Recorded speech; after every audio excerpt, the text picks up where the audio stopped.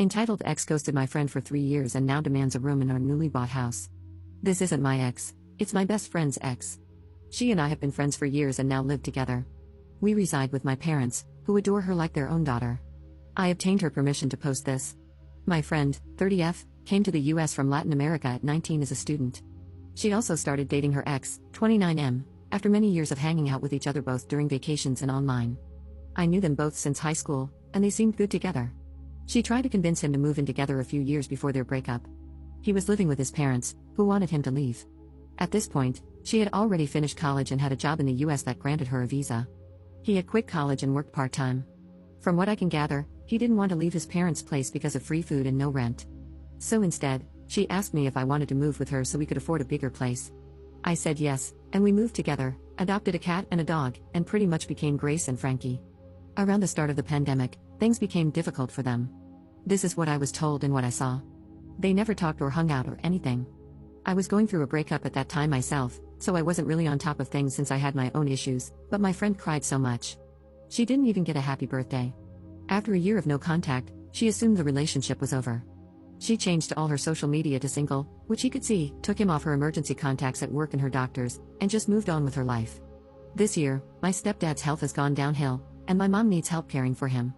She works full-time as a therapist. I work from home, and my job is very flexible. So I suggested the idea of all of us living together, and I'll care for my dad.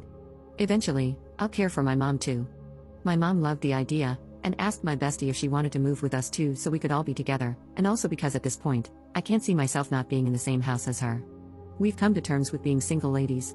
Heck, we've joked that one of us should adopt, and we've become a parent/aunt dynamic. And now the joke is more serious since I'm considering it, and she's incredibly supportive. No, we're not dating. She's straight, I'm bi. We're just incredibly close after all the BS we've lived through together. We found the perfect house, 4 bedrooms, 2.5 bathrooms, with enough space and a yard, everything we need. After overcoming a bunch of difficulties and making arrangements, we secured it. Since I don't have immediate plans for adoption yet, with a ton of paperwork and years of planning ahead, we turned the extra room into our office/gaming hub. We both work at the same place, not entirely on purpose, they were hiring, and we both needed visas. As proud first-time homeowners, we posted pictures. Her ex, who by this point has been MIA for 3 years, messaged her, expressing excitement about moving into the new house. She informed him that this was her house with me and my parents. He suggested that, since they were a couple, she should ask me and my parents to leave so he could move in. I want to point out that my parents bought the house. My friend and I will pay them our portions over the years. If she decides to move out, I'll finish paying and buy her share. This is all documented and signed. So she promptly told him he was not moving in with us and reminded him that he ghosted her, so there was no relationship. He went on a tirade, claiming he never broke up with her, accusing her of abandoning him, asserting that she never cared about him, etc. I got pissed off, took the phone from her, and told him he could live in a bear cave for all I care, but to leave my friend in our house alone. He went ballistic and began using derogatory language, which would probably get this post flagged, so I'll leave it to your imagination. My friend started crying, and I was absolutely done with him. I never thought he was abusive, but my friend confessed to me that this was not new. He always had issues with the two of us living together and accused her often of cheating on him with me. We ended the call, and I told her she needed to block him for her own sanity's sake. She deserves so much better than this man-child. She helped me leave my abusive ex when I was in high school. She took me to the hospital when he beat me up and called my parents. My friend is family, and I'll be dead before I let some low-life scum with commitment issues make her suffer. Since then, he's launched a major campaign in our friend group, stating that my friend abandoned him and left him homeless, claiming he canceled his lease after he saw we bought a house.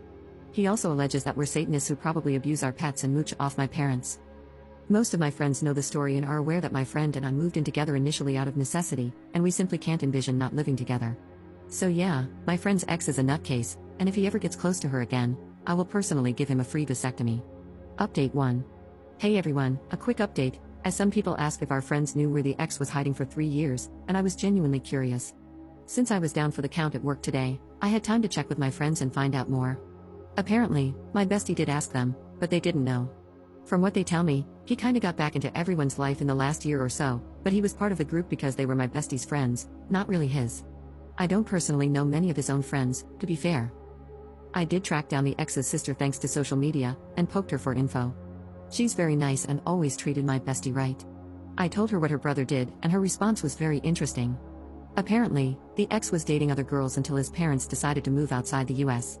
Now he's living on a friend's couch. The last she heard was a couple of days ago when they went out for coffee. He was saying he got this brand new house and was going to be moving in this week. As far as she knew, my bestie begged him to take her back and let her live in his house. I did correct her and said that no, bestie is living with me and my parents, in our new house. Her reaction was, of course he lied, and just thanked me for letting her know he was full of BS. Aside from that, I do want to report we are safe. He doesn't know where we live, and most people don't because we're not really ready to open Pandora's box and have friends come over. We also need time to figure out who we want in the know.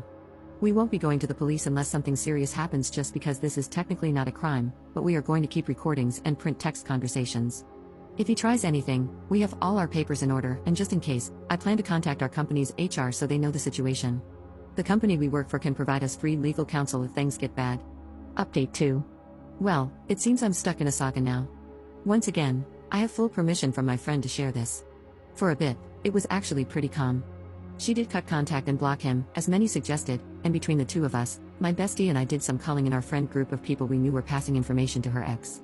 We've settled into the new house together, and she actually gets along better with my parents sometimes than I do. I guess she's the golden child now. Sadly, eventually, we had to do adult stuff and get some much-needed food. We went to Walmart in town together, and by some bad luck, we crossed paths with her ex. I wish all of it was just awkward glances and each on their way. But no, at first, he tried to talk to her. My friend said she didn't want to speak to him and didn't want him near her. I mostly reminded him I wanted to rip his spine and beat him with it.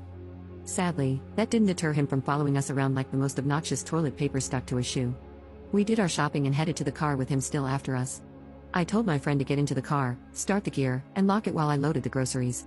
Her ex then decided to appeal to me to talk to my friend about taking him back. I don't know what power held me back from committing a felony, but I'm pretty sure I've earned a PhD in self-control. I told him, in no uncertain terms, where he could put his reconciliation, and that if he kept following us, I would make sure his legs were out of the equation. I got in the car, and my friend began driving back when we noticed a car following us. We knew it was following because the direction we were going was not usual. To rule out a possible neighbor, we actually did a full U-turn, almost back to the store, stopped to get some fast food, ate in the parking lot, and then headed back home. The same car was still following us. Now, as much as I talk of violence, I have to admit I was terrified, and so was my friend.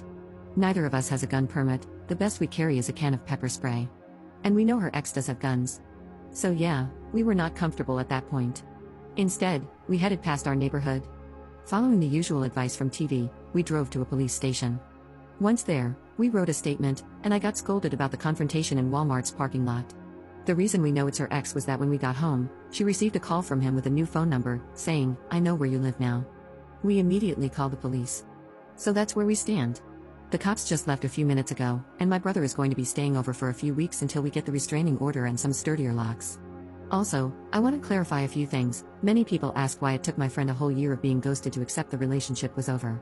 While I understand the curiosity, please recognize that when my friend came to the US, she had no one.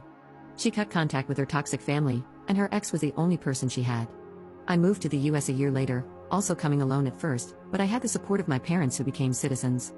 When her relationship ended, she not only lost her boyfriend but also his family, who were essentially as close to her as her own family. It's not easy, and I personally can't imagine how lonely she felt. I could spend Christmas with my parents, while she had no one for that first year.